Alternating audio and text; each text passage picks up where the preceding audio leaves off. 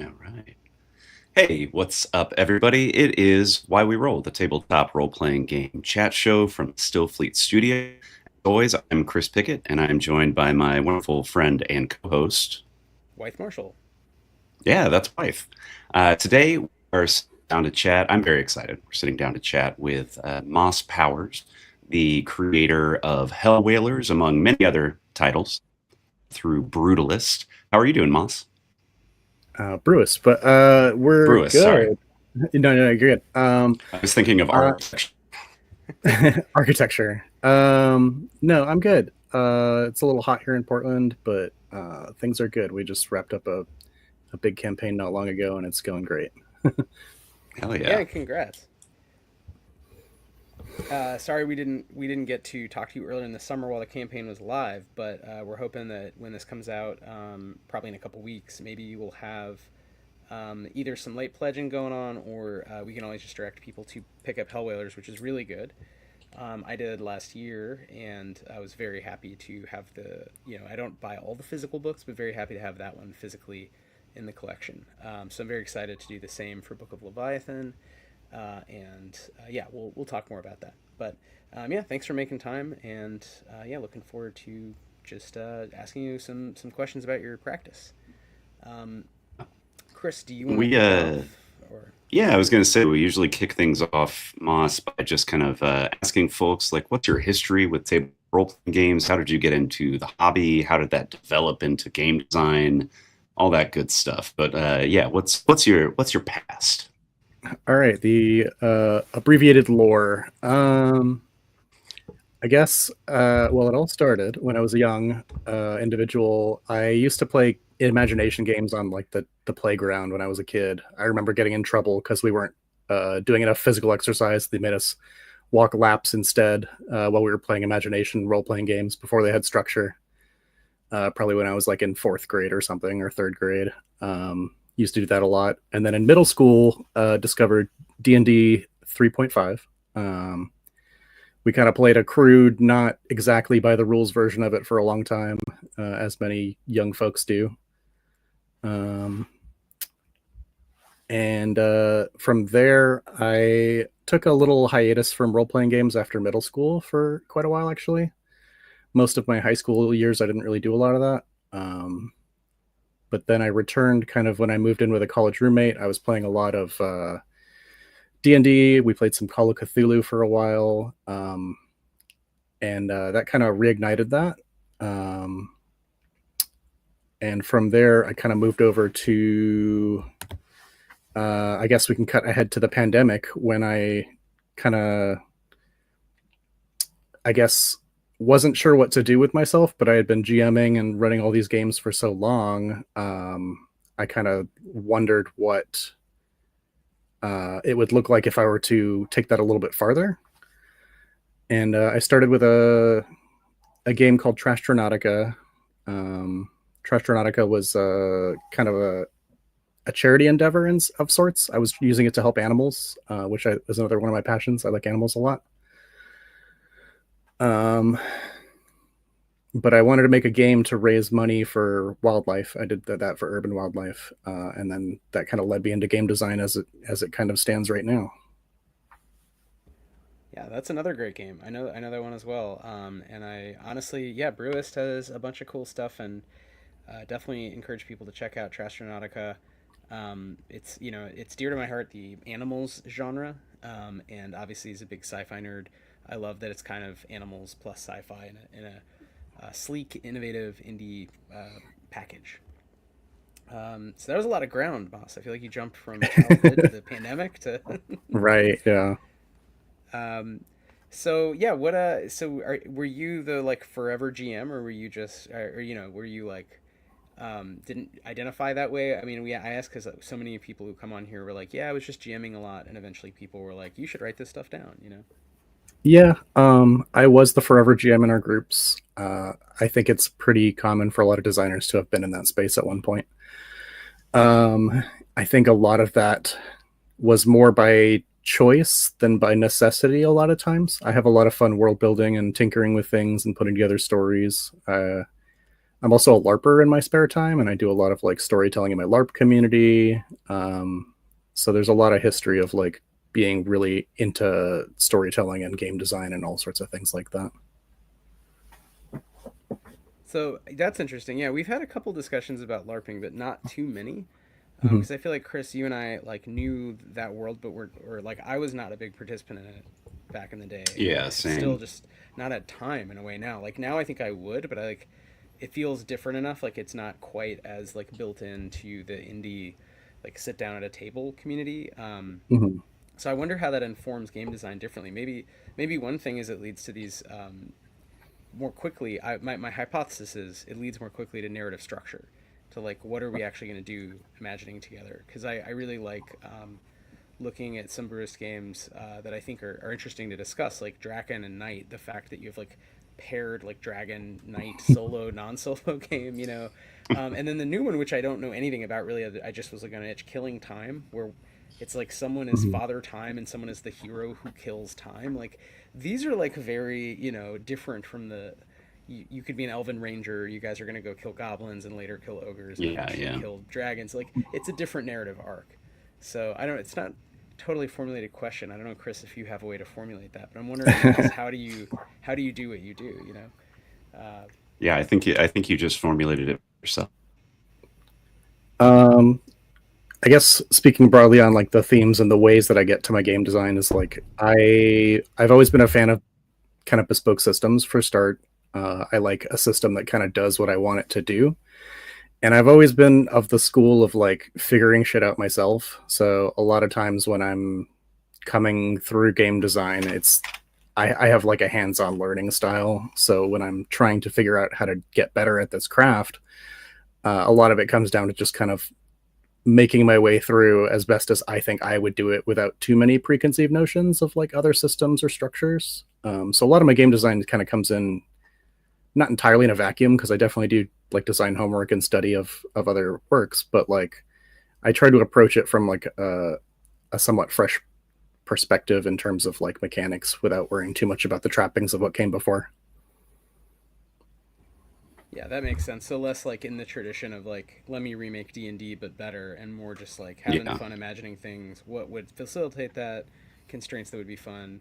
And Mm-hmm. if it happens to resemble some other things at all, then like that's fine, but yeah, that's not the goal.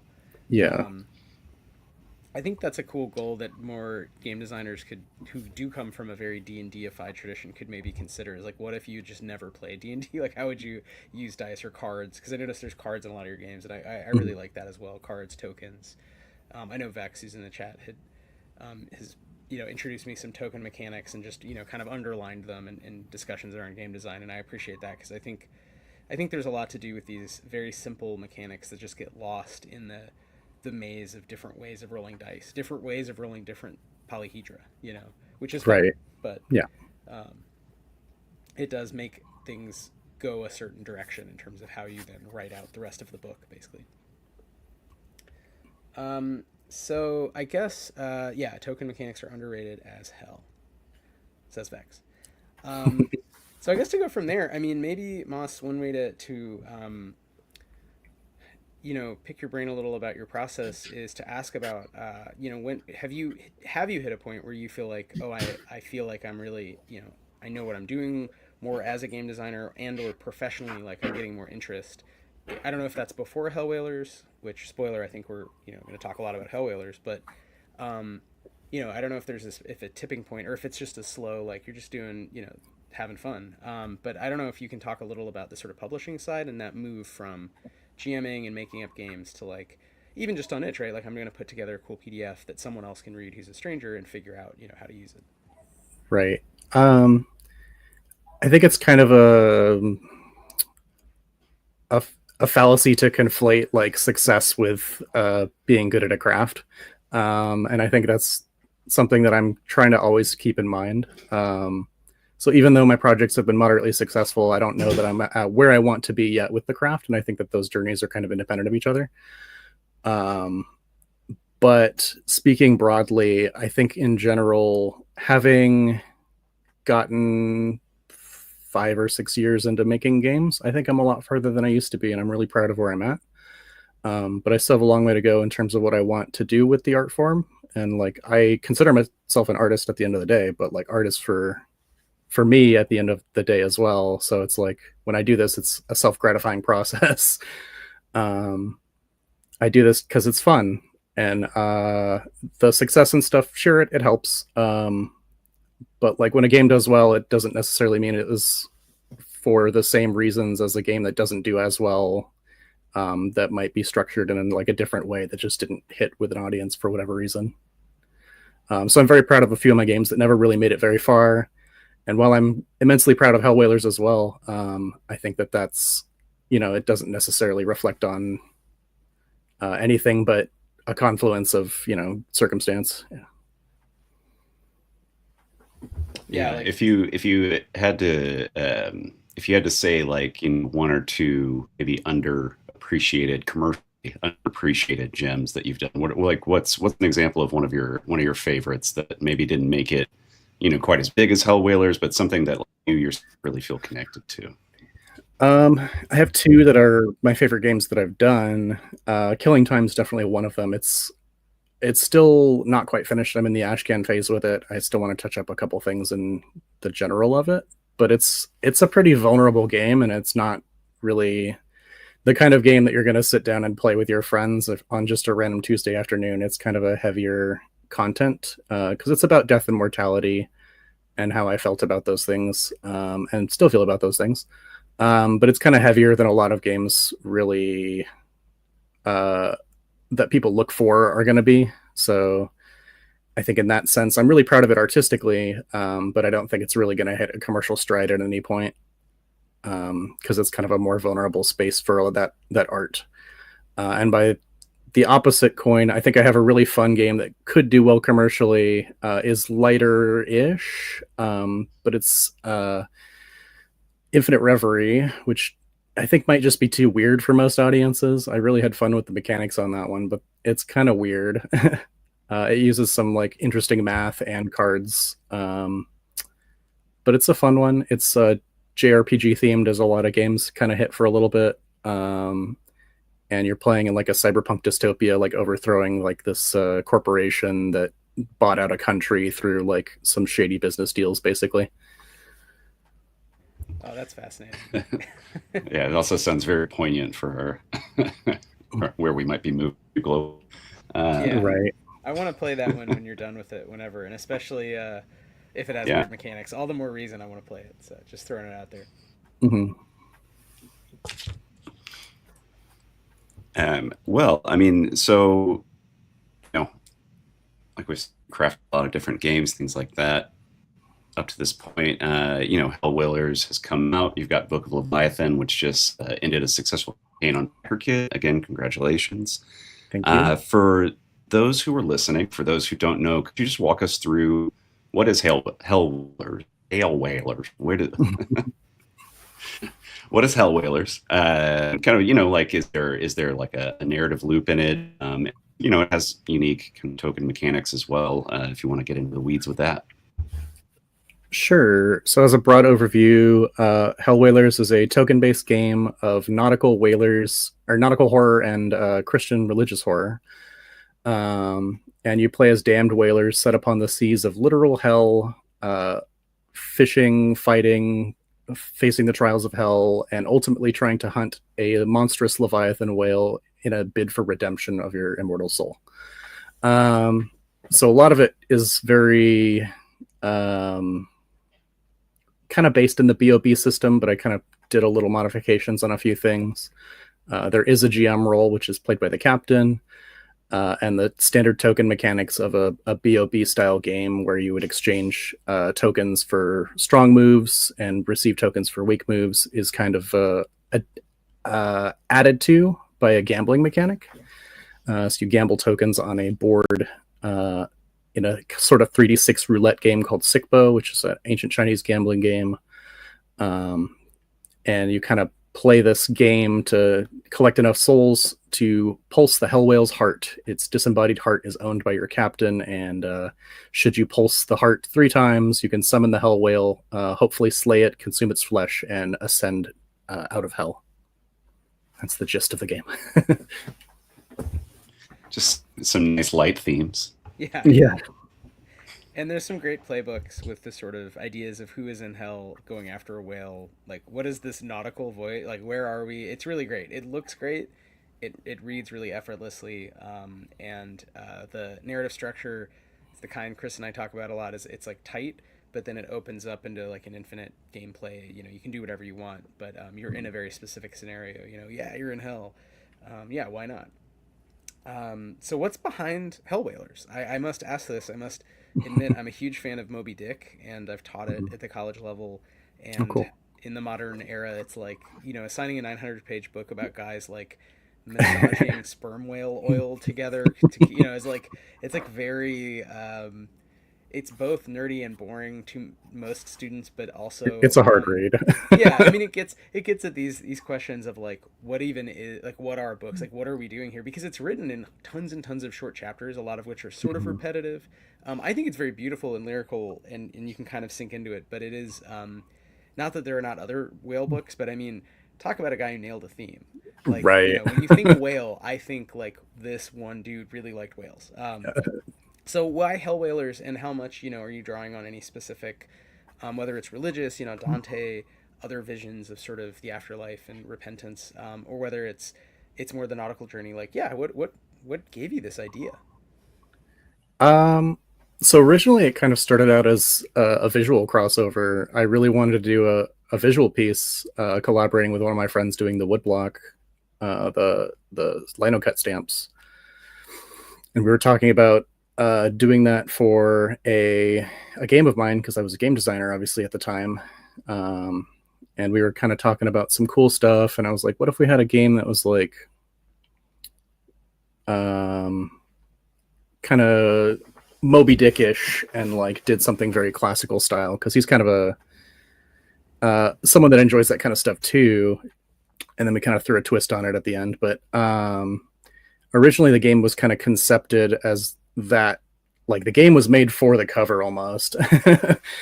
Which is kind of an interesting space to be in with that. But like we wanted to do a crossover with that, and then I was like, what do I do with this? And it started out kind of looking at a conversation between I think it was Jay Dragon and Andy from Pandion Games, having a conversation about what you can do with tokens besides just exchange them one for one in moves.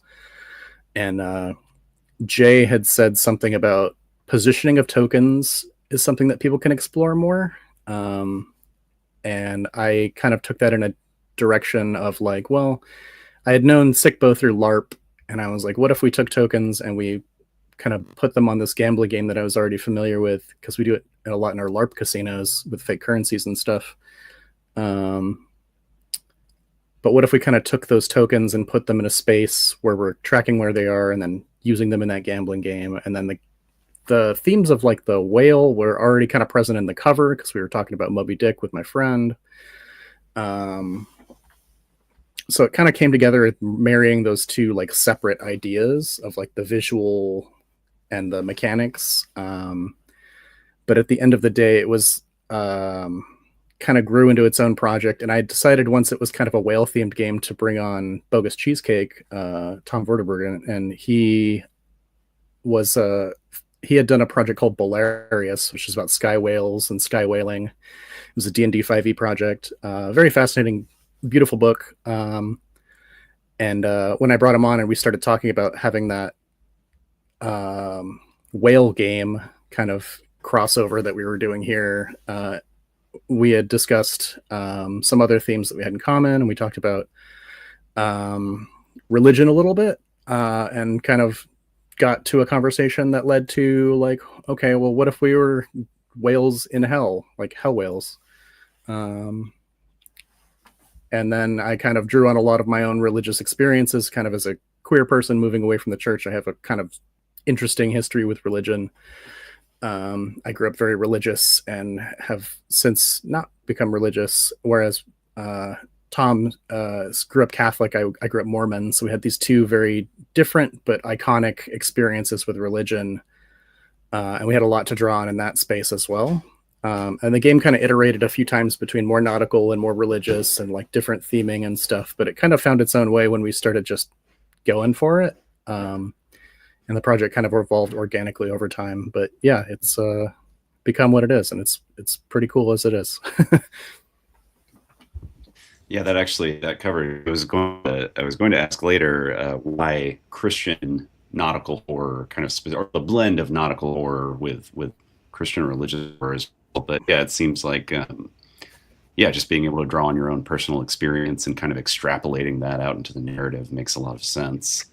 Right. Um, And the original Hellwhalers, or sorry, the original Moby Dick is so religious it makes sense. Like yeah, it's such yeah, it is. a deeply Christian novel at the end of the day in a weird way.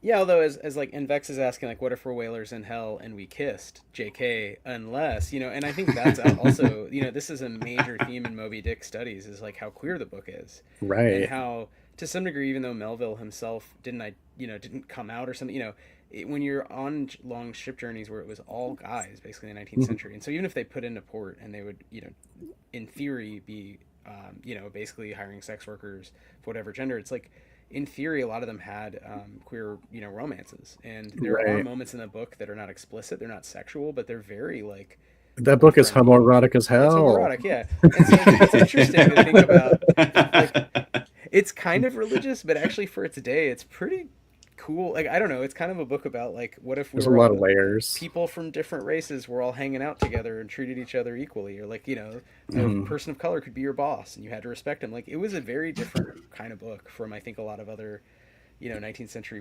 workaday literature. So Definitely for the yeah, time. Like the high seas were their own place from what as I understand Mm, historically. Like it's the laws were very different, not everything culturally was a little different. So yeah, yeah. yeah. What yeah, happened yeah. at I mean, sea stayed people. at sea. I don't know. Yeah, yeah, Yeah. I mean, people are constantly saying that whaling is the penultimate homosocial activity that you can get up to, frankly. I mean, probably sailing in general, but whaling, Right. I think it tops it. so that comes back to like religion, and I think that is an interesting question of like, you know. So it's cool how you kind of put it together. You had like mechanics you wanted to explore. It sounds like you had a sort of theme about religion and exploring like ideas of your own experience with faith through a game in a way that's fun for other people with these mechanics, and then you threw in like whales and nautical adventure, so it's sort of like three different design directions, but in a way, and I remember when we talked to um, Graham Gens, it's like this, it's like you can pick three arbitrary things and then make a game out of it. Okay, that's the game Yeah. then. Okay, it's whales, religion, and gambling.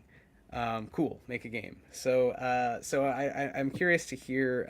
I guess from your process, was this then a matter of did you do a lot of play testing? Did you write out sort of what you wanted in terms of like the playbooks and your imagined loops? Like how did the rest of the process go? Because you at this point had multiple collaborators, etc. Right.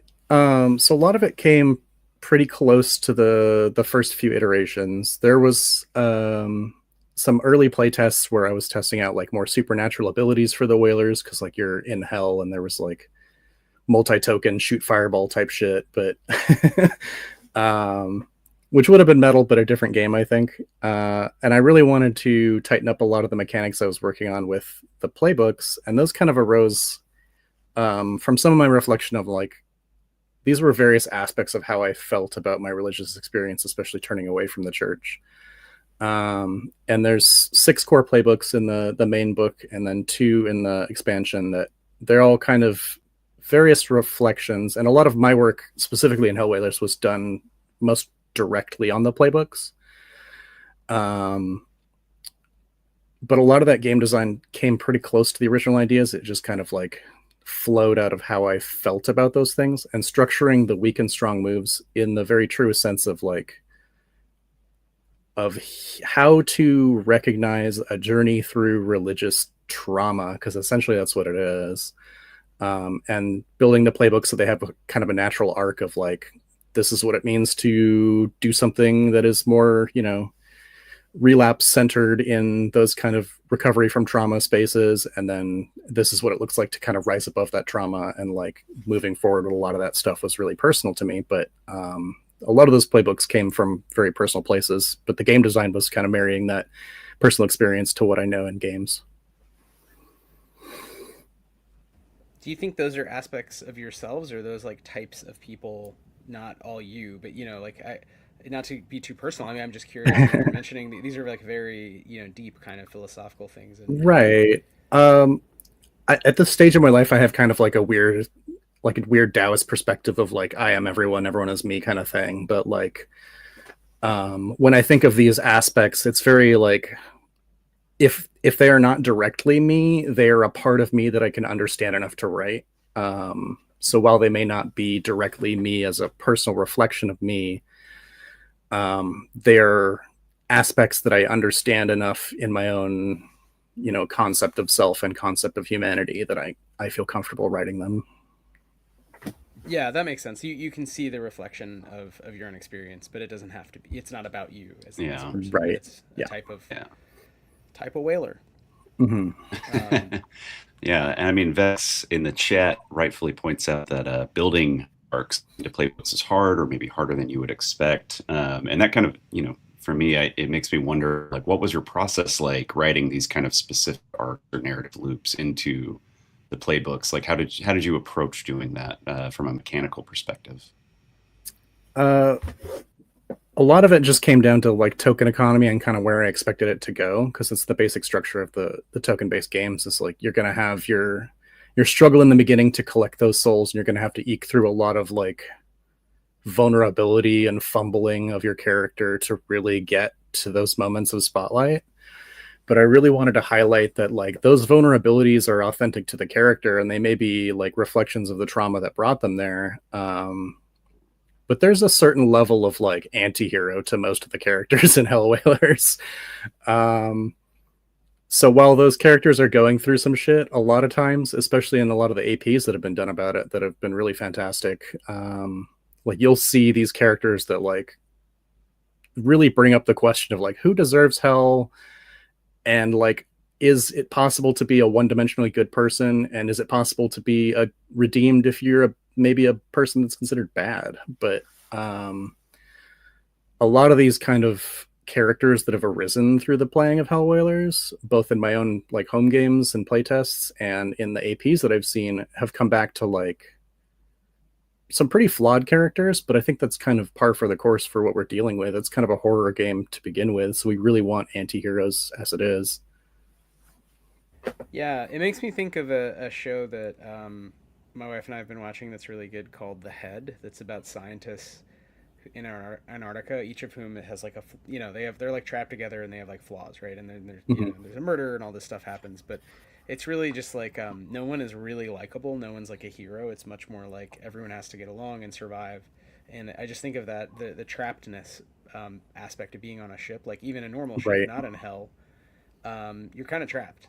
And the further out you go, with whaling especially, as Chris is saying, it's kind of the ultimate. You're at that time it was you're like big oil or whatever. You're too big to fail. You're out in the middle of nowhere. It's dangerous. Mhm. And it's like if oil could slap your boat in half, you know. So Yeah. it's really interesting how there's this like fighting with the earth to like do the bad thing to get the energy, you know.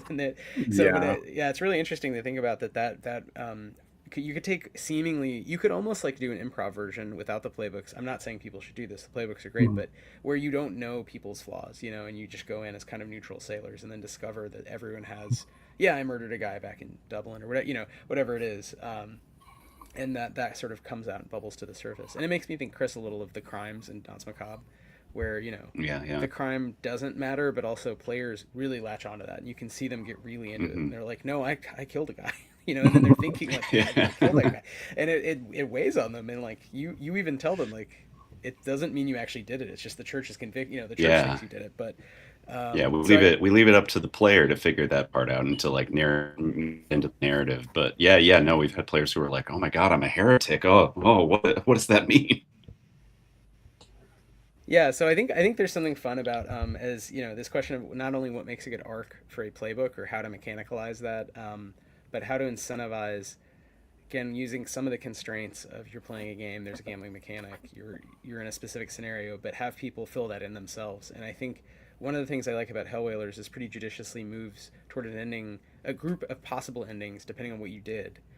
that you kind of can win or lose the game. It's also something that comes up interestingly on this podcast, which is winnable RPGs. Can you win a TTRPG? Yeah. Yeah. And I feel like, so Moss, I mean, this is as a question, like, how did you think about that, the whole ending bit, and like, what does it mean as a whaler to like win and get out of hell, and how much is this like literally like, yep, you have to, like Dante, like geophysically like crawl up Satan's ass crack, get escape, or how much of it is like about growth?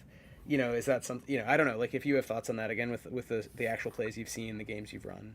Right.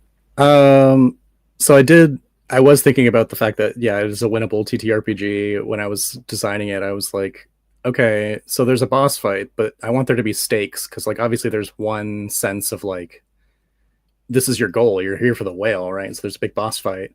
I wanted it to be not just like, oh, you kill the boss and you win. I wanted there to be a sense of like, oh, this is important and we might fuck it up.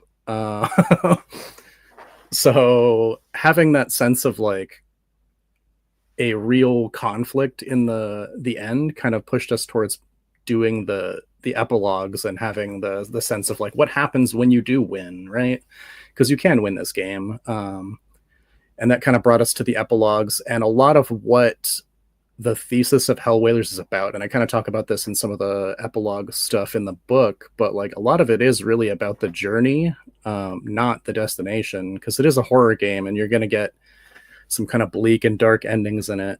A lot of those endings are like, narratively, they're kind of a middle finger to the characters at the end of the day.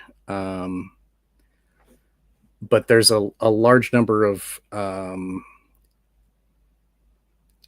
I think there's a large amount of resonance, I think, with like the thesis going in, that people are like, okay, I'm here for that journey with my comrades through this ship, doing things with them. And then when they inevitably, when there's an inevitable ending to that, it's not as important as the actual journey that got them there, Yeah, and I like mechanically having the epilogue as this kind of moment of like tying things together and kind of trying to figure out where you're going. But it also kind of mechanicalizes having a point of reflection on the journey itself, right? Like, how has the character changed and how do they move forward from this point, winning or losing, right? Eating the whale flesh or not. It gives you a chance to like really reflect on the full length of the experience, which I think is really beautiful. Wythe back. Yeah, sorry, I lost my internet, but I'm apparently back. So. Welcome back. Well, speaking of epilogues, speaking of finishing things, I guess, Book of the Leviathan is an epilogue for Hellwhalers, but kind of the next step. What can you tell us about that project and how it kind of expands on the original like novum of Hellwhalers? Yeah. So Book of Leviathan is just kind of like, we had talked about, like we had almost been surprised by what Hellwhalers did and what people had done with it, honestly. Seeing the APs that people had produced and seeing all the content in home games from like stories from people running it and like all that stuff really brought excitement back to us, as we were kind of like, we had finished this game and it was great and we loved it. But seeing what other people really took with it and kind of what they did when they ran with it was really inspiring to us. And the idea of like doing more in the Hellwhalers world seemed like something that we could potentially, give a shot at. And we had more to say. So there was, a lot of the new stuff was stuff that we were like a little not sure of whether we wanted to include in the core book originally. So it was a lot of cutting room floor kind of material that ended up in the Book of Leviathan. This Book of Leviathan has my most direct commentary on my queerness and its relationship to the church, with the Abomination playbook. Some of the endings really talk about some of my thoughts for like how cool, like ecologically speaking, the whaling, and like not whaling itself, but like the idea of a whale as like a megafauna and like whale fall and all that stuff was really fascinating. But like the kind of ecological wonder that I had about the ocean and all sorts of things that inspired me to make it a nautical game to begin with. But at the end of the day, it was a lot of just more to say about the original stuff. And I think a lot of that came back to like being excited about a project that, like, you know, we weren't ready to say goodbye to it yet. So here we are. How long did you have off between Hellwhalers and Book of Leviathan? Like, was that, you know, you took time off, or was it just been like Yeah. continually brewing, adding rules? Yeah. We took about 6 months off to just kind of like sit with what had happened and like just kind of return to our lives without grinding out a project and like timelines and stuff. So we took about 6 months. I had another project with Killing Time release in the meantime. And then we kind of like discussed like, hey, what if we did do an expansion? And we kind of put it together in a relatively quick timeline. A lot of thanks to Tony over at Plus One EXP for kind of like pushing us to finish it. But that whole process of like getting it started, getting it written, getting it completed, getting it through the crowdfund was like a pretty quick, smooth thing. And I had so much fun like working with all the artists and bringing everyone back from the original team. Getting to know all the like the new collaborators that we had with it. It was great. Yeah, that's awesome. Do you have do you foresee like Hellwhalers being a kind of product line where even if it's, you know, not on any schedule, but just like when you have more stuff, you can kind of revisit and add to this world? Or do you feel like, I mean, not that you can necessarily say right now, but the Book of Leviathan was it? People, you know, should get both, you know, Hellwhalers, Book of Leviathan, all the deluxe stuff, and like that is Hellwhalers? Or is that, you know what I mean? Like, do you have a sense of like the arc for this particular game world? I think there's a little bit more I want to explore in Hellwhalers, but I don't want to drag it out so far that we're, you know, kind of beating a dead horse about it. I'd rather see it close with dignity than let it go on forever. So in that sense, I do have plans for probably a pair of like connected zines towards in the next couple of years, I'm guessing. So 2 more zines, but they'll release as a duo, I'm guessing.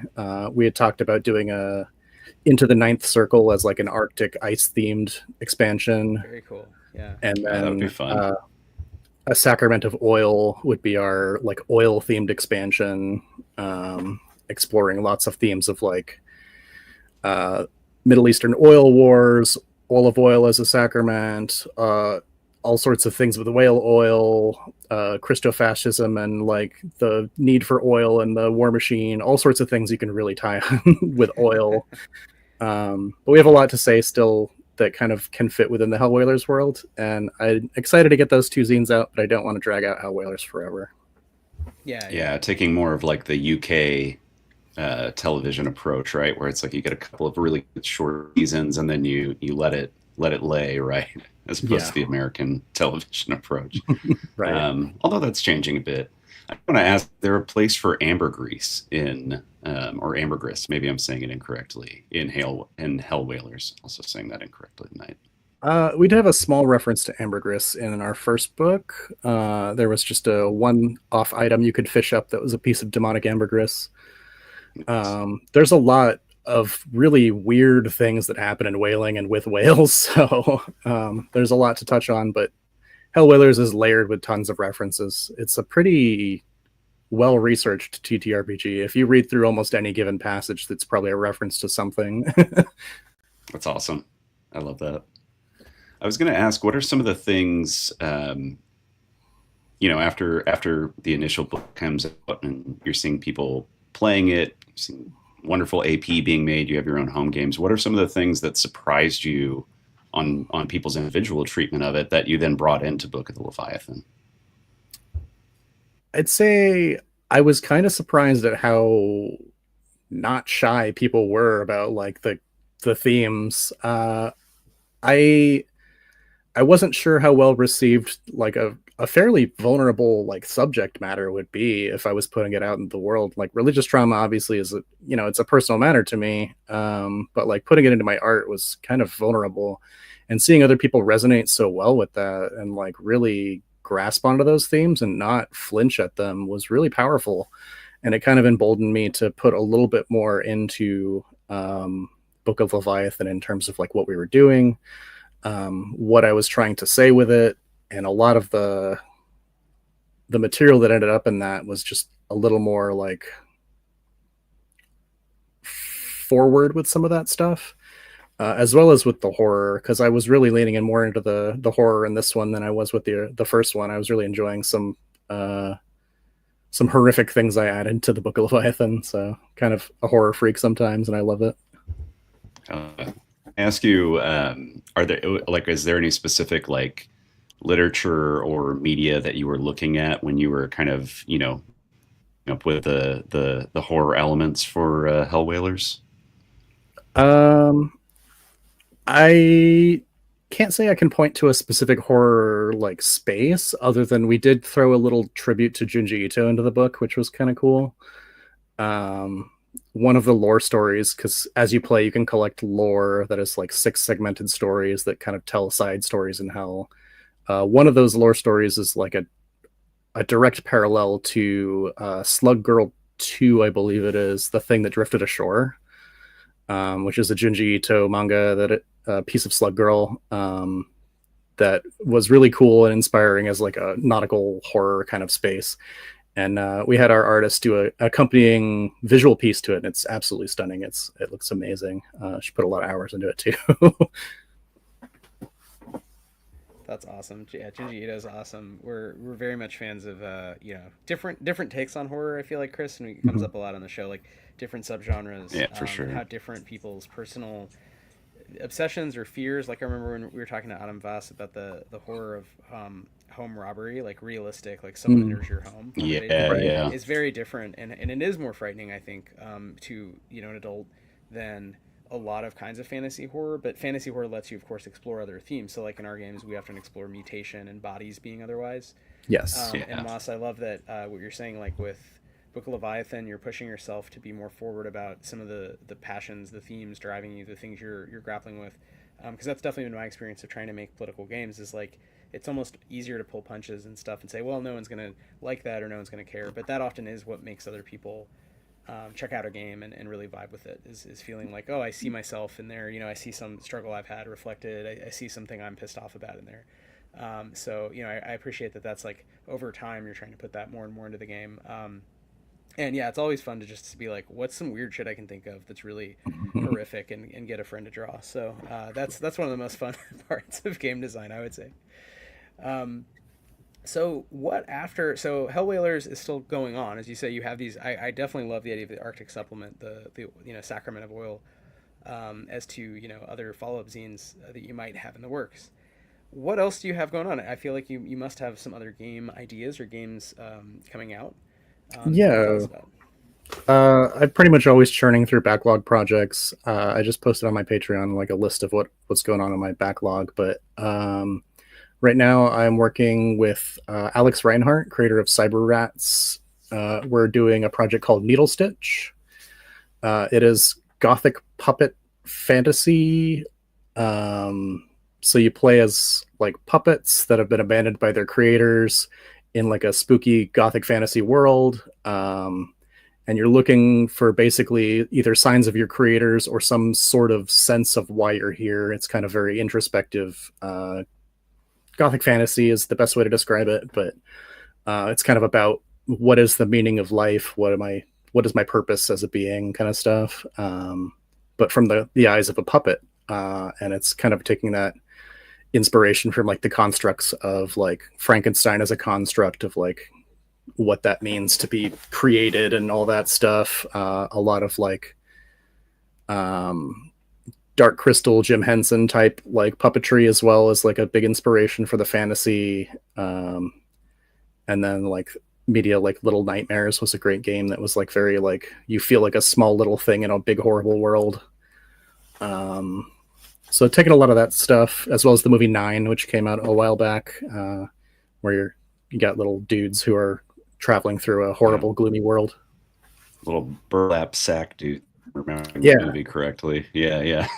Yeah, so all those are kind of inspiration for Needle Stitch, which we're working on. It's kind of PBTA right now, but there's some twists, as I often like to have. And then otherwise, I've got plans for a second edition of Trash Dramatica, hopefully this year. We'll see. I have some stuff that I've written for it.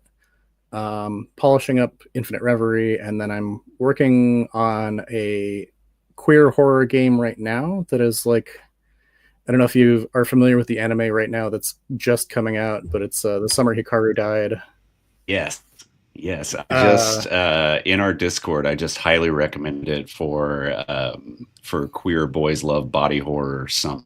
What is yeah, what I've decided that my summer is. yes, I'm writing a game pretty heavily inspired by it at the moment, and it's been my current brainworm for project work. It's about horror of young adults that are discovering themselves in a brutal heat wave in a rural town that is haunted by like horrible body horrors and ghosts and stuff. So It's pretty sick for those listening who haven't seen it. I'm wondering, Moss, too. Do you know the author Justin Burnett? mm-mm. He's out of Texas. He's got a great book called "The Puppet King and Other Atonements" that I just feel like you vibe with. Like he gets really into like the puppets and mannequins and like questioning bodily autonomy, and it's good. It's good stuff. I feel like you would jive with it. Yeah, that probably sounds like something right up my alley. Yeah, so all kinds of different stuff, and I feel like there's a theme and a through line about kind of exploring place and exploring self through these horrific scenarios that are maybe lightly fantastic, but yeah, not doesn't sound like you're doing a lot with the high fantasy. Mhm. It's another world where elves and stuff. It's kind of moored in something tied to Earth and tied to the experience of being more like the player, right? The avatar is a version of the player in some way, which I think is cool. Not to knock, whatever anybody else is doing. I am looking forward to Trash Nautica. That sounds a little further afield, but playing, a Mhm. trash panda in space, etc., is something that I'd like to see what else. Yeah, where'd you go with it? And especially seeing how Hellwhalers, because I feel like there is a kind of missing middle sometimes with games that are zines where it's a little hard to imagine what it would look like as a bigger book, and then there are bigger books which are just like almost a different genre, and with a lot of sort of lore and just tons of other sort of things packed in there. But I like Hellwhalers because it's a really fun product in part. It's really well designed at the level of like what it is as a book. So I'm curious if Mhm. Trash Nautica will grow to sort of that. I mean, maybe different scale or shape or whatever, right? But like Mhm. have a bunch of different components basically. Um, which yeah, I don't know if you want to say anything about any of these spoilers. You also don't have to, but if you want to do any light reveals or things that you want people to get excited about, feel free. Um, Uh, I did want to loop back real quick. You just mentioned just a second ago that like a lot of the stuff I was doing sounded like it was grounded in like a level of like horror, but also introspection. And I think that's something I want to like highlight as something that that's spot on. A lot of my games do come from an introspective position of like feeling like the world is kind of an abjectly horrifying place when I think about it too abstractly. um, but I just wanted to highlight that you really nailed the thesis of my game design with that little phrase right there. well, that's why we're here. That's why we're having the conversation. Yeah, it's just mirror what you're telling us and what we see when we're reading through your games. And hopefully like as always, it's like, man, there's not enough time to play all of these games. Right. So now I want to try, like, I want to play all of it. But I do think sometimes, Chris, we need to do like suites of like pick some very specific things and put them in conversation, or play something back to Yeah. back, or play something in the style of something else. Just kind of like remix some of the stuff that we keep like writing down. Oh, this sounds rad. Um, so yeah, no, I think that's a great way to think about game design too. Is that fantasy broadly, speculative work doesn't have to be very divorced from real life, but it also doesn't have to be like I'm writing about myself. It can be drawing on an experience, something someone is passionate about or working through. But then games do create a kind of safe place to, almost like sandbox that, like put it in a outside of yourself, and then add other elements. Get weird with it, whether that's horror or something else, right? So I think that's something that for me is one of the appeals of game design, and why, at least for me, I like sometimes having like a bridge back to real life. So the game isn't just totally made up. It's like, yeah, I don't know, it's actually the year 1390 or 1700. But okay, there's some fantastic elements. So Right. it's sort of forcing you to like put your hat on and be like, I don't know, what would I do? Hmm. So anyway, this is getting away from your work, Moss. What else? Yeah, I guess Chris, do you have other questions from us that we've not covered beyond just the future writ large? No, no, I think my one of my final questions was when you already asked, which is what's coming up next for you, Moss, and for Brewist. But no, I mean it sounds like yeah, a lot of really exciting projects on the horizon. Yeah, I'm also looking forward to Trashtronatica 2.0 or however it's going to be presented to us. And yeah, and maybe I don't know if again you can say this, but how have you found, I guess, being like this is a question that comes up sometimes. I feel like you have Sure. yourself as a game designer and then Brewist as like an organization. Is that basically just you, as like a doing business as? And then I noticed with Hellwhalers you're working with Plus One XP, whom I really like. Like I think they're great. So I was just curious about your experience of these different levels of like, and you just sound like you have a lot of collaborators. So I guess one question, just looking broadly, I have like all of Mhm. these tabs open, looking at your games. I'm like, yeah, how has it been to kind of publish things yourself and work with others? And if you have any reflections on that, and maybe looking ahead as well. But Yeah. So Brewist as an organization, legally speaking, is just me. But I do work with some regulars, including who I regard to as my business partner, even if it's not necessarily on paper. Is my artistic director Kay. Kay is a fantastic like co-collaborator for all these projects. Been the consistent through line in making everything I do visually look beautiful. So a lot of my games are very visually driven, and a lot of that comes from Kay's work of like font selection, layout, artistic curation, all that stuff. Kay has been a fantastic individual to work with, good friend. We know each other through LARP, so we're longtime friends before working together. Um, but she and I have been doing games since the pandemic started, and it's been a long-standing work relationship and a long-standing personal relationship that I'm very happy with. Otherwise, we have a few like regular, like rotating cast members that kind of appear in a lot of our work, but aren't necessarily directly a part of Brewist. We work with a few artists on a few different projects, and I'll oftentimes bring in like a new artist per project, and then kind of work with the other artists that we regularly work with. Um, but we have like a consistent editor, and then I'm kind of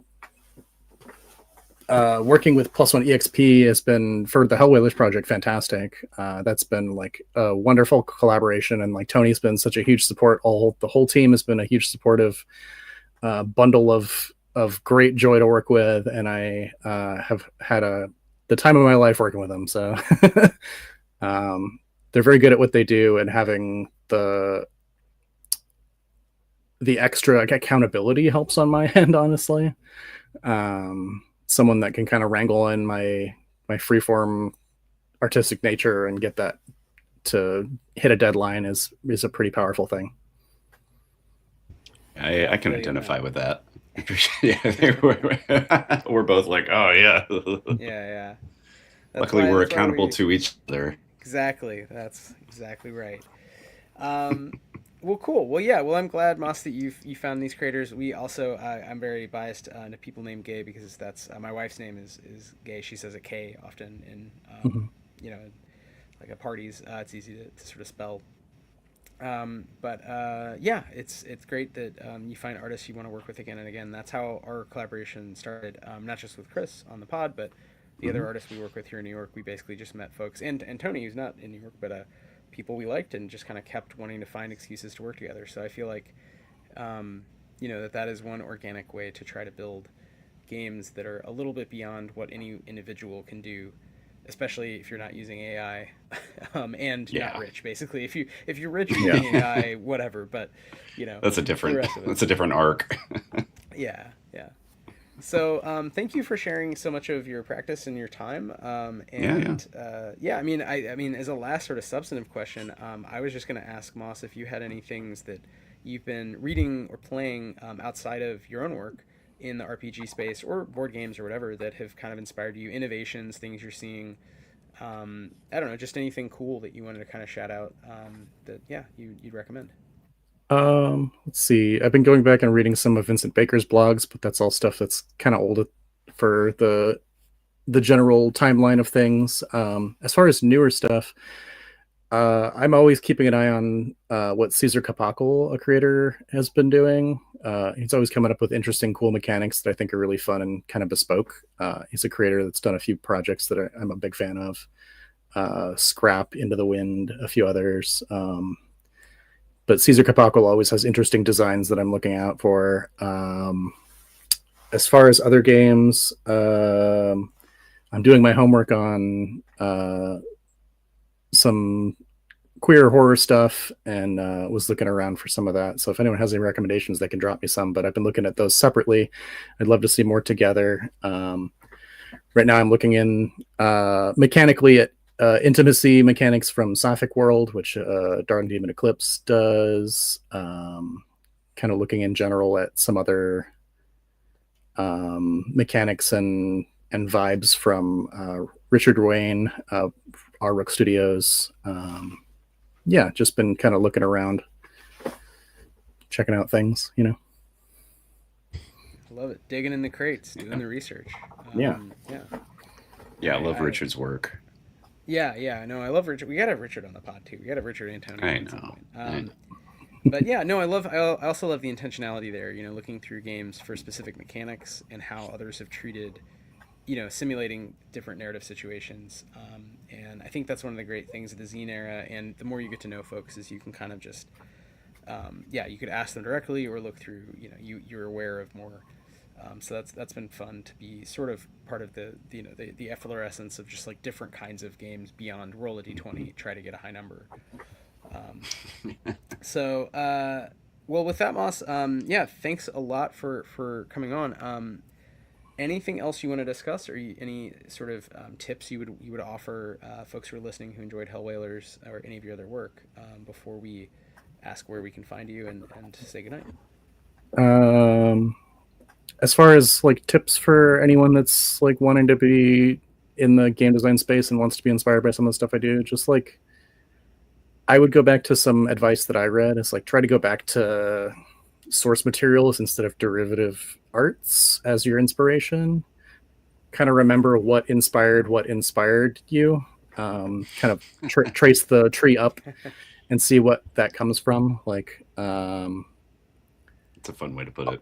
Yeah, because a lot of times we get art that is inspired by art that is inspired by art that is inspired by, and that can kind of lead to a weird space, I think, in terms of like the lineage of art. So don't forget to go outside and look at a tree or whatever and write about the tree instead of books about trees. Touch grass. Right. Yeah, stuff like that. But yeah, don't forget that there's a whole wide world out there full of inspiration for you, and it doesn't all have to come from other like artists and theory and stuff. Yeah, beautifully put. Well, Moss, our traditional last question, as always, for those who listen, where can we find you? Where can we find Hellwhalers, Book of Leviathan, all of your other myriad games? How can we best support you? What are your pluggables, as they say? Right. So right now we're still on brewisstabletopgames.itch.io.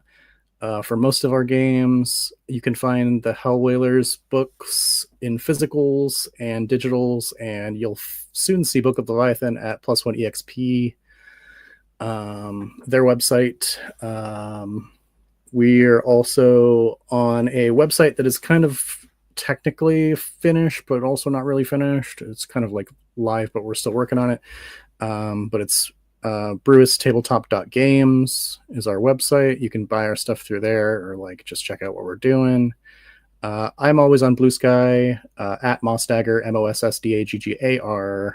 And that's probably most of where you'll find me. I have a Patreon that I'm like updating more regularly now. That's about it. Very good. Yeah, and we'll have links to all that stuff in the show notes as well. So it's just a click away. Yeah, and I wanted to say a quick thank you to both of you for having me on. It's been a wonderful chat here. Oh yeah. Thank you for coming on.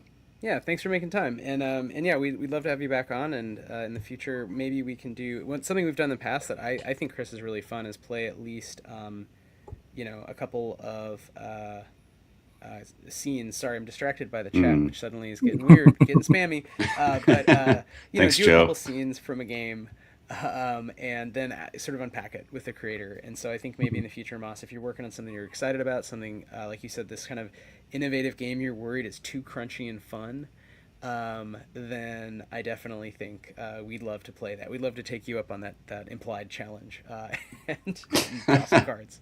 Maybe it wasn't at all spam, so I apologize to Speak with Animals. If you're into us, thank you, Speak with Animals, for hanging out. That's friend of the pod, Joe.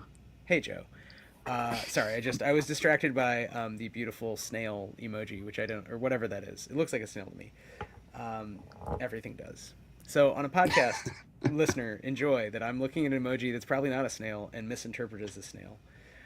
Moss, thank you so much for joining us. Moss Powers, creator along with others, but sounds like principally your idea of Hellwhalers and many cool games at Brewist.